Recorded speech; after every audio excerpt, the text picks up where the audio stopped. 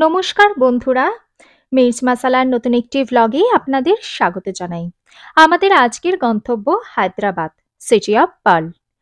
হায়দ্রাবাদে আসার পরই আমরা প্রথমেই পৌঁছে যাচ্ছি বিড়লা মন্দির। এই মন্দিরটি 280 ফিট উচ্চতায় 2000 টন সাদা মার্বেল দিয়ে তৈরি। এই মন্দিরে দ্রাবিড়, উৎকল এবং রাজস্থানী স্থাপত্য রীতি দেখতে পাওয়া যায়। এই মন্দিরটি তৈরি হতে প্রায় 10 বছর টাইম লাগে। মন্দিরের ওপর থেকে পুরো হুসেন সাগর দেখতে পাওয়া যায়। এখানে মোবাইল এবং ক্যামেরা জমা রেখে কিন্তু ওপরে উঠতে হয়। 1976 সালে তৈরি। প্রধান আরাধ্য দেবতা স্বামী ভেঙ্কটেশ্বর। এছাড়া এখানে গণেশজি, লক্ষ্মী মাতা এবং হনুমানও পূজিত হয়ে থাকে।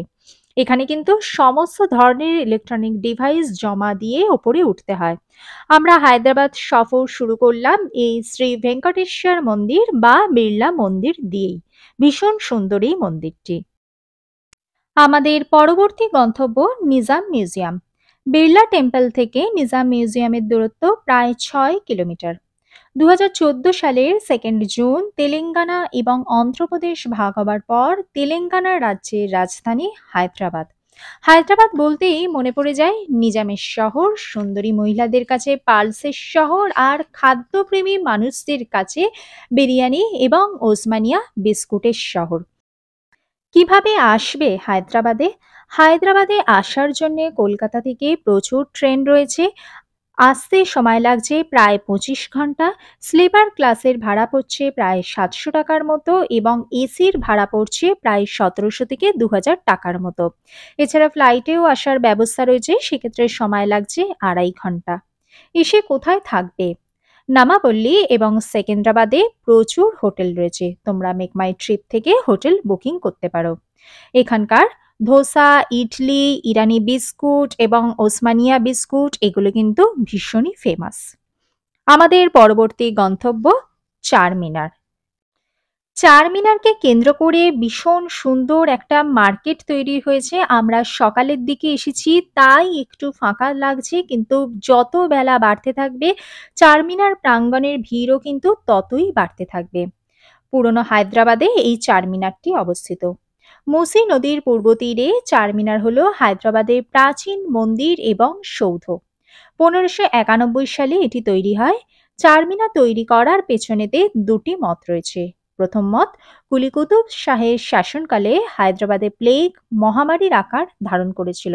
সেই প্লেগ নির্মূল হবার পর 1591 সালে এই চারমিনারটি তৈরি হয়েছিল। আর আরেকটি মত হলো কুলি কুতুব শাহ ভগবতী নামে এক হিন্দু নারীকে বিবাহ করে এবং তার সম্মান রক্ষার্থে এই চারমিনারটি তৈরি করে। চারমিনারে আসার সময় হলো সকাল 9:30 থেকে বিকেল 5:30। বিকেলের দিকে গেলে পুরনো হায়দ্রাবাদ শহর চারমিনারের ওপর থেকে দুর্দান্ত দেখতে লাগে। চারমিনারের ওপরে ওঠার ব্যবস্থা রয়েছে, কিন্তু তাতে কিন্তু বয়স্ক মানুষদের একটু সমস্যা হতে পারে। এই হলো চারমিনারে ওপরে ওঠার সিঁড়ি। এখানেতে টিকিট কেটে ওপরেতে উঠতে হয়। এই সিঁড়ি বেয়ে বেশ ওপরে উঠলে বেশ সুন্দর একটা দেখতে পাওয়া যায় এবং ওপর থেকে পুরো হায়দ্রাবাদের পুরনো হায়দ্রাবাদ শহরটা কিন্তু ভীষণ ভালো লাগে। এখন আমি তোমাদেরকে ওপর থেকে চারমিনারের ওপর থেকে পুরো ভিউটা দেখাচ্ছি। আর এই হলো চারমিনারের ভাস্কর্য। আর ওপর থেকে এই হচ্ছে চারমিনার প্রাঙ্গণ। এই হচ্ছে পুরনো হায়দ্রাবাদ। এর আশপাশে অনেক বিরিয়ানির দোকানও রয়েছে, তোমরা সেখান থেকে বিরিয়ানি ট্রাই করতে পারো। এই দেখো চারমিনারকে কেন্দ্র করে বেশ সুন্দর একটা মার্কেটও তৈরি হয়েছে। তবে সন্ধ্যাবেলার পরিবেশটা কিন্তু সম্পূর্ণই আলাদা হয়ে যায়। এই হচ্ছে চারমিনার, বেশ ভালো লাগছে দেখতে। চারমিনারের ঠিক পাশেই রয়েছে নিমরা ক্যাফে এবং বেকারি। এখান থেকে তোমরা অবশ্যই চা এবং ওসমানিয়া বিস্কুট ট্রাই করতেই পারো, ভীষণ ভালো।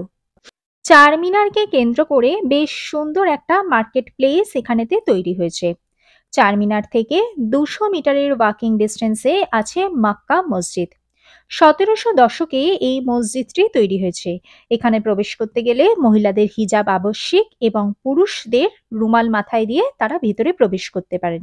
এই মসজিদ প্রাঙ্গণটি কিন্তু বিশাল বড় এবং ভেতরটা কিন্তু ভীষণই সুন্দর। এই হচ্ছে মসজিদ প্রাঙ্গণের ভিতরটা। দেখো বেশ ভালোই লাগছে কিন্তু দেখতে। এটি চারমিনার থেকে ওয়াকিং ডিসটেন্সে।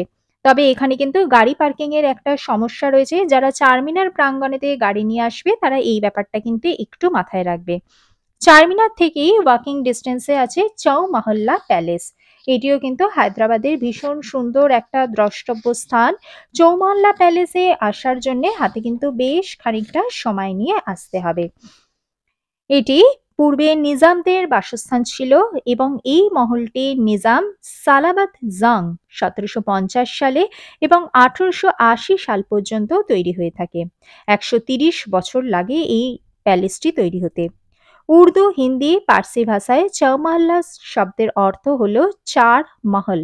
বর্তমানে প্যালেসটি মিউজিয়ামে রূপান্তরিত হলেও এখনো নিজামের মালিকানাধীনেই আছে। মহল্লা কথার অর্থ হলো প্যালেস। আফজাল মাহেল, তাহিহাত মহল, মেহতাব মহল এবং আফতাল মহল, যার মধ্যে সবথেকে বড় হলো আফতাব মহল। এখানেতে গাড়ির কালেকশন, পুরনো অস্ত্র, বাসনপত্র, ভীষণ সুন্দর লাগে এই মহলটি দেখতে। এই চৌমহল্লা প্যালেস ফ্রাইডে বন্ধ থাকে এবং অন্যান্য দিন ১০টা থেকে ৫টা পর্যন্ত খোলা থাকে। এখানকার টিকিটের প্রাইস হলো ৮০ টাকা। হায়দ্রাবাদ ভ্রমণের আদর্শ সময় হলো ডিসেম্বর, জানুয়ারি, ফেব্রুয়ারি। আদারওয়াইজ কিন্তু অন্যান্য সময় কিন্তু ভীষণ গরম থেকে থাকে। হায়দ্রাবাদে সিটি ট্যুর করতে গেলে তোমরা গাড়ি বুক করেও করতে পারো, এছাড়া তোমরা উবের করেও করতে পারো। এছাড়া তেলেঙ্গানা ট্যুরিজমের ওয়েবসাইটে গেলে সেখান থেকে কিন্তু কন্ডাক্টেড বাস সার্ভিস ফ্যাসিলিটিও রয়েছে। সেক্ষেত্রে কিন্তু তোমাদেরকে অবশ্যই অ্যাডভান্স বুকিং করতে হবে। এই বাস সার্ভিস ফ্যাসিলিটিটা নিতে গেলে তোমরা ওয়েবসাইটে যাবে, সেখানেতে দেখবে হায়দ্রাবাদ সিটি ট্যুরের প্যাকেজ রয়েছে, তাতে 500 রুপিস পার হেড পড়ছে হায়দ্রাবাদ সিটি ট্যুরের জন্য। আমি তেলেঙ্গানা ট্যুরিজমের লিঙ্কটা ডেসক্রিপশন বক্সে দিয়ে রাখলাম, তোমরা চাইলে চেক করে নিতে পারো। হায়দ্রাবাদ ট্যুরিজমের যে কন্ডাক্টেড বাস ট্যুরটার কথা বলছি, আমরাও সেটা করেই ভ্রমণ করেছিলাম এবং ভীষণ স্মুথলি কিন্তু সমস্ত কিছু আমাদের ভ্রমণ হয়েছিল একটা দিনের মধ্যেই। এক্ষেত্রে আমাদের সকাল ৭টার সময়তে একটা বোর্ডিং পয়েন্ট ছিল, সেই পয়েন্টে যেতে হয়েছিল। সেখান থেকে বাস এসে নিয়ে গিয়েছিল এবং সমস্ত জায়গার বেশ সুন্দরভাবে আমরা ভ্রমণ করেছিলাম। বাসে একজন গাইডও ছিলেন এবং আসার সময় সন্ধ্যে ৭টার সময়তে লুম্বিনী পার্কে আমাদেরকে ড্রপ করে দেওয়া হয়েছিল। লুম্বিনী পার্ক থেকে তোমরা নিজেদের হোটেলেতে তোমরা নিজেদের এতেই পৌঁছতে হবে। সেক্ষেত্রে লুম্বিনী পার্ক তোমরা ভ্রমণ করে নিতে পারো। এই হচ্ছে চৌমাল্লা প্যালেসের অন্দরমহল। এখানেতে দেখো বেশ সময় নিয়ে কিন্তু দেখতে হয় এবং দেখতে কিন্তু বেশ ভালো লাগে। এই হচ্ছে হায়দ্রাবাদ সিটি ট্যুরের বিভিন্ন দ্রষ্টব্য স্থান, তার ভেতরেতে চৌমহল্লা প্যালেস কিন্তু অন্যতম। এই হচ্ছে চৌমহল্লা প্যালেস। এখানেতে ফটোগ্রাফিরও প্রচুর জায়গা রয়েছে, তবে তার জন্য কিন্তু আলাদা টিকিট করতে হয়। এই হচ্ছে চৌমহল্লা প্যালেস, ভীষণ সুন্দর একটি জায়গা। চৌমাল্লা প্যালেসের সবথেকে বড় মহল হলো আফতাব মহল। এখন আমরা আফতাব মহলে প্রবেশ করছি।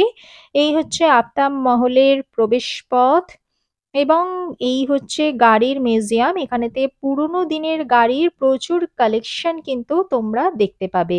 ভীষণ ভালো লাগবে হায়দ্রাবাদ এই সিটি ট্যুরটা।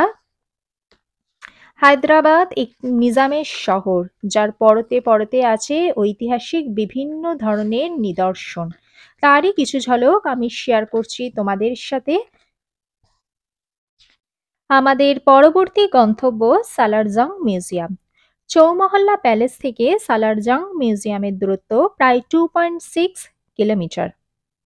হায়দ্রাবাদের সেভেন্থ নিজাম মীর ওসমান আলী খানের সময় হায়দ্রাবাদের প্রাইম মিনিস্টার মীর ইউসুফ আলী খান ৩৫ বছর ধরে দেশ বিদেশের বিভিন্ন জায়গায় ঘুরে এই কালেকশন তৈরি করেন এবং পরবর্তীকালে সালারজাং মিউজিয়ামের কালেকশন বৃদ্ধি করে। আর্ট, পেন্টিং, কার্পেট এবং সেরামিকের বিভিন্ন জিনিস এই সালারজাং মিউজিয়ামেতে সজ্জিত রয়েছে। এখানেতে রয়েছে ৩ তলা বিশিষ্ট ৫০টি গ্যালারি। এখানেতে একটি ২০০ বছরের পুরনো ঘড়ি রয়েছে, যেটি প্রতি ঘন্টায় একবার করে বাজে। এই সালারজাং মিউজিয়ামের জন্য প্রবেশ মূল্য ২০ টাকা। এখানে কিন্তু ভীষণ টাইট সিকিউরিটি চেকিং হয়ে থাকে। এই সালারজাং মিউজিয়াম খোলা থাকে ১০টা থেকে ৫টা এবং ফ্রাইডে ক্লোজড। এখানে রয়েছে নিজস্ব ক্যাফেটেরিয়া, আছে পার্কিং এর ব্যবস্থা। সালারজং মিউজিয়ামকে বিদায় জানিয়ে আমাদের পরবর্তী গন্তব্য গোলকুন্ডা ফোর্ট। সালারজং মিউজিয়াম থেকে গোলকুন্ডা ফোর্টের দূরত্ব প্রায় ১১ কিলোমিটার।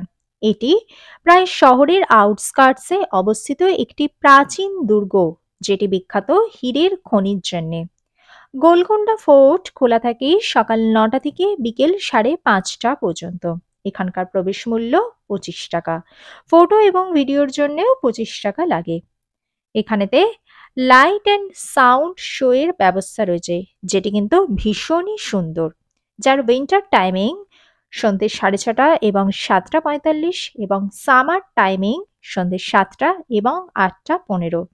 এই গোলকুন্ডা ফোর্ট পুরোটা দেখতে হলে হাতে কিন্তু বেশ খানিকটা সময় নিতে হবে এবং এটি কিন্তু ভীষণ সুন্দর একটি জায়গা। এই দেখো, প্রচুর সময় সাপেক্ষ ব্যাপার হলো এই গোলকুন্ডা ফোর্ট ভ্রমণ করা, এবং এরও ভীষণ সুন্দর একটা ইতিহাস রয়েছে, যেটি তোমরা যদি গাইড নাও, গাইড ফেসিলিটি অ্যাভেলেবেল, তোমরা যদি গাইড ফেসিলিটি নাও তাহলে কিন্তু বেশ ভালো লাগবে। তাহলে তোমরা যে সমস্ত ঐতিহাসিক জিনিসপত্রগুলো রয়েছে, ঐতিহাসিক বিবরণী, সেগুলো কিন্তু তোমরা বেশ ভালো বুঝতে পারবে।